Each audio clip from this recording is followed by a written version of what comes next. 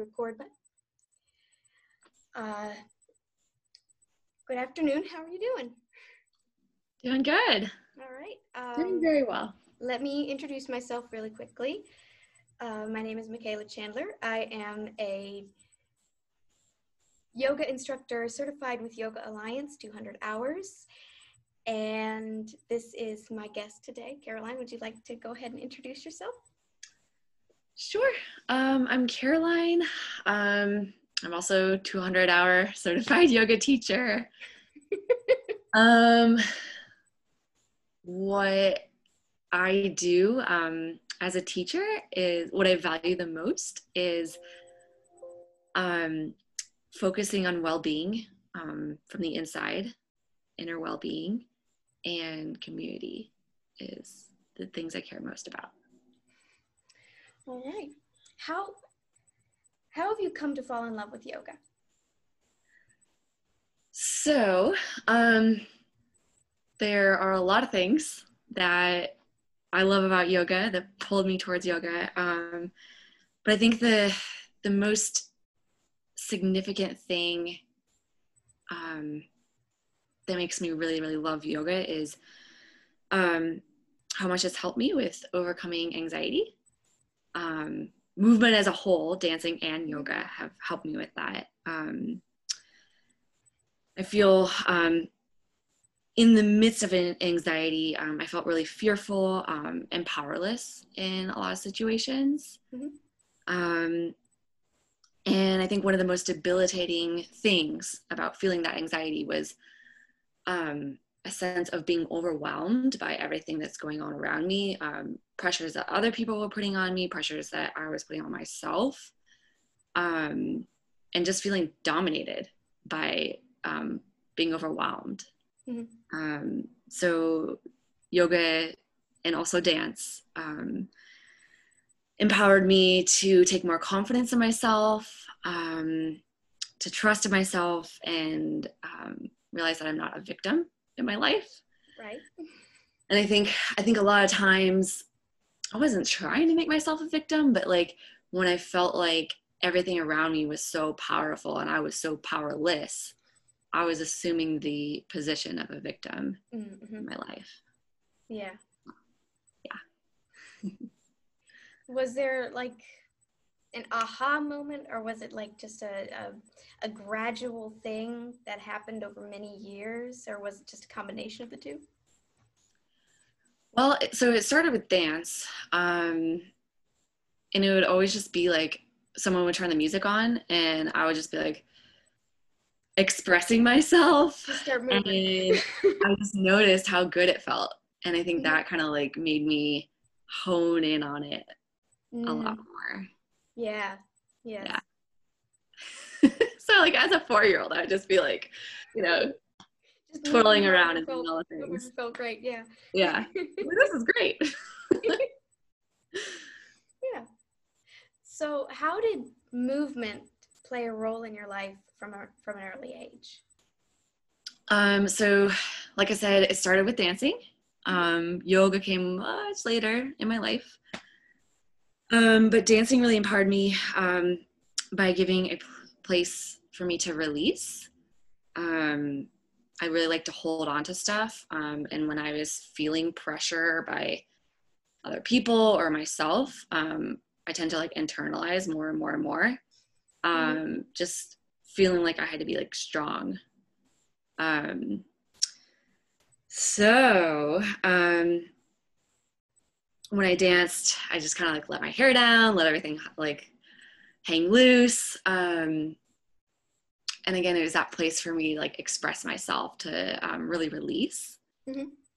And what was also empowering for me is kind of getting out of my head and into my body. And it was like a reliable reset. So, sometimes like you're worrying and you're like, okay, it doesn't matter. But like the hamster wheel is still going. So I was like, all right, I'm just going to turn the music on. I'm going to take a break here. And then after dancing, I felt like my emotions had slowed down enough and decluttered enough, like my emotions and my thoughts, that I could better focus on what was important in my situation, whatever was spinning. Yes. And I think ultimately just I felt more connected with myself. So. Yeah. And I know sometimes when I start moving or start dancing or doing yoga or going for a walk or any kind of movement and I've been really stressed out, it's like this physical feeling of in my stomach that's just this big ball. And then over time it's like it just kind of dissipates almost. It just starts floating away. Does it kind of feel that way to you, or is there a different feeling that comes in? It depends on the time. Like sometimes I definitely feel it in my stomach. Sometimes it feels like my heart's racing. Sometimes it feels very, very mental. Where basically things are getting kind of negative. And it's like, oh man, and negative in a sense of just like powerlessness, like, oh my gosh, I can't handle this. Oh my gosh, like this is just too much. And again, like that victim mindset and just feeling right, just overwhelmed. Yeah, but I've definitely felt it in my stomach for sure. Yeah. So what inspired you to start teaching? So initially I turned towards yoga because I realized the most important and significant part of moving for me was the therapeutic aspect. So I was like, oh, yoga is all about, the therapy of movement. Yes. I actually studied dance in college. And so, I had really gotten into like the performance world of things. I really got into like the technique side of things. But then it was like, I loved how creative I could get with some of that. But when it really came down to it, it was like, what is really significant was how therapeutic it was for me. And I really want to like dedicate my life to that for myself and sharing that for people. So that was initially. And then when I went into my training, my head got blasted open, and that is how it feels, isn't it? When you go to yoga. Oh, I did not know this. Oh my gosh. So I learned that there was just so much more than I realized, and really fell in love with how much Ayurveda, holistic side of yoga, could help me focus on like specific poses and like specific routines that are even outside of movement. It could be meditating, it could be eating meals at the same time, or creating a little bit of space between me like going and going and going and then like sleeping. Yes. Yeah. So all of that was what I had no idea about until I started training yoga. And the thing that like really annoyed me at first was that my teachers, they kept telling me, okay, really focus on slow, grounded poses. Do less, stretch less, work less. And I was like, well, this is kind of like debilitating. And they told me, really think about boundaries, think about structure. That was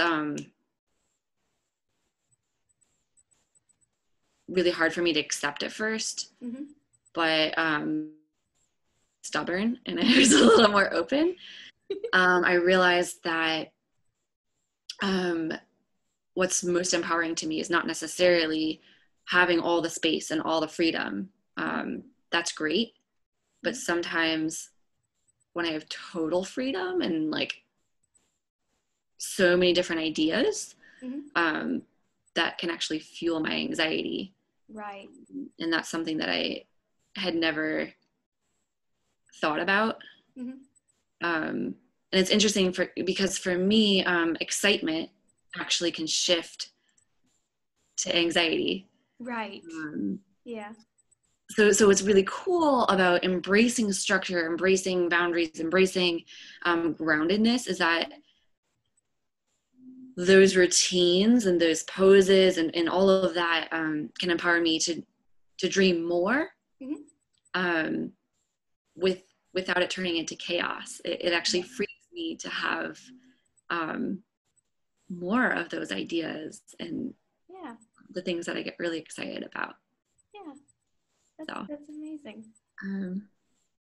yeah. Oh, and the other thing that was really cool to me when I first started training in yoga was how much more I can connect with people. That's always been a really important value in my life, Mm-hmm. connection. And I never realized until after yoga how much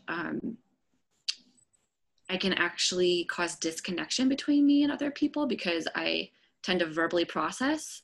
And again, I have all these ideas and like all these things I'm excited about. And I don't realize that people aren't following me. And I didn't realize before. I was like, yeah, this is so exciting. Like people are understanding, but not, but having a disconnect. Mm-hmm. So now realizing that when I speak more directly to people, Mm-hmm. that I can have more connection with them. Right. Yeah. That's amazing. Yeah. So you mentioned that you really found a lot of value in Ayurveda. Would you like to expand on that and what things you were specifically drawn to with that? Was it like the ideas of kapha and vata and pitta, or what was it that specifically drew you there and made you more curious and more excited about it? So everything that I described to you about like having or being more grounded was through exploring vata energy. And so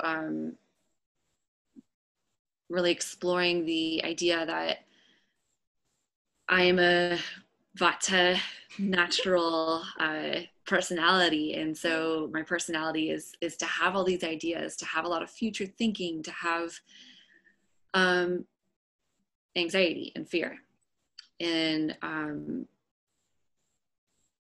that the idea of balancing the like lots and lots and lots and dreams and ideas and with slowing down, doing less, was awesome. And that was totally Ayurveda. That was all in the Vata field of things. But also learning about Pitta and Kapha and you know, realizing that there are times in my life where I feel like more Pitta, like I'm hot, I'm angry, and what things I can do to pacify that. Or Kapha when I'm feeling in the morning, especially when I wake up and I feel like a slug. Yeah, that lethargic, I don't want to get to bed. It's time to go back to bed. Yeah, to think about like how important morning is for Kapha, specifically in getting out, taking a walk, focusing on the core, focusing on building fire, maybe especially in the mornings. It gets very, very deep, and I feel like I've only hit like the peak of the iceberg, the top of the iceberg. Yeah. But I feel like there's so much there, and to live really naturally and holistically, and realizing that like my health, and you know, not having disease, a lot of that has to do with like how I'm balancing all of that in my life. Yes. Yeah. So yeah, would you say that the the idea of Ayurveda and all that entails, like the diet and just the self-care and all of that, what would you say had the most impact for you? Like, was it changing your diet around, or was it, I know you had mentioned establishing more of a routine for yourself, just things like that. I know that there are lots of little things in Ayurveda, like specific teas that you can drink and things like that. It's the science of it, and what we eat and what we put into our bodies, how we treat our bodies affects how we feel, is how I understand Ayurveda. What would you say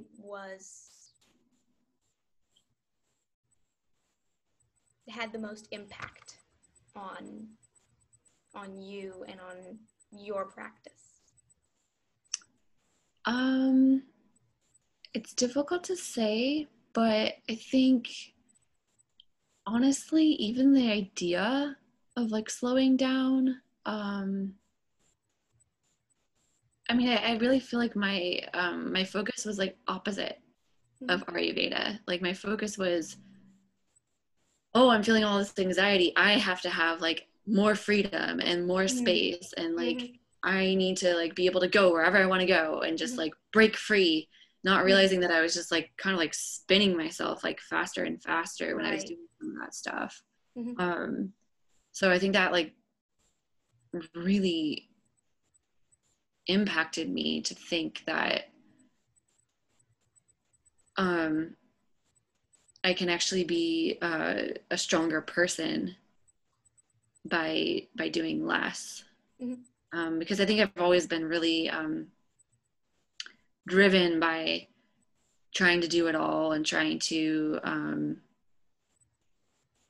realize my dreams into reality, thinking that I have to catch them. I have to like run faster to catch them to and so realizing that that's the opposite action that I really need to take in my life is like, oh, well, I was dead wrong.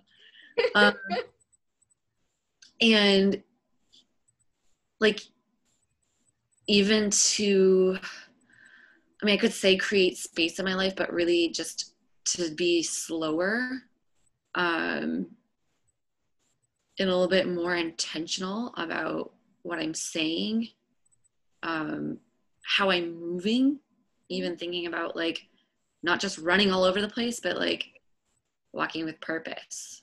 And I also think Yoga Nidra has been awesome for me in my life. Finding a meditation that really suits me, that is a tool for slowing down. Yeah. So how are you moving forward at this point in your journey? So right now I'm super excited to move forward and continuing to implement all these Ayurvedic practices into my life. A lot of grounding stuff still. Yes. And like I said, like if I'm angry and irritated, having some tools for that. If I'm sluggish, having tools for that. And then what I'm also really excited about is empowering other people with what's been really transformative for me in my life. So right now, offering programs to people that, yes, offer yoga, but most important to me, focus on inner well-being in a deep way, and community, having a space for people to reflect and share together. Nice. So that's super exciting. And then I feel like I'm growing as I'm teaching and having the community with people, because you know, we're coming together and having this shared experience. So I'm excited for everything I'm offering.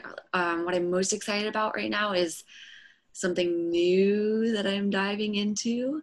I noticed you'd put up a little post on Facebook about it. Yeah. Is there something so it's, you know, diving into some new territory, but really digging into your core value and using that as a those core values as a superpower. Yeah, it's exciting. That sounds exciting. Yeah. And also focusing on unveiling your deepest subconscious insecurity that continually stands in your way in your life. Yes. It continually slows you down. And the last thing that I'm really focusing on in the new program is empowering people through all these Ayurvedic routines and personalizing them in a way that uniquely serves each person. So that's what I'm really excited about. Really feel blessed that I can, you know, really focus on that in my life and in my job, and feel so passionate about, you know, what I do for a living. That's amazing. Yeah. Yeah. So if anyone's watching this and you're like, oh, interesting, you know, sounds like something that could serve you. You can comment Heart Strong in the comments in the video, and I can connect you with a little bit more detail and just get more connected on that. So I think that would be amazing. I hope a lot of people do comment. So feel free to comment. Yeah. So thank you for joining me for this brief conversation. Yeah. Thank you for sharing your experiences and your excitement for everything that's happening in your journey and your career. Thank you. Well, thanks for having me. It's been great, and you know, I love sharing my story, and obviously I really love this. So yeah, it's great to connect with somebody else who, you know, shares the same passion. Yeah.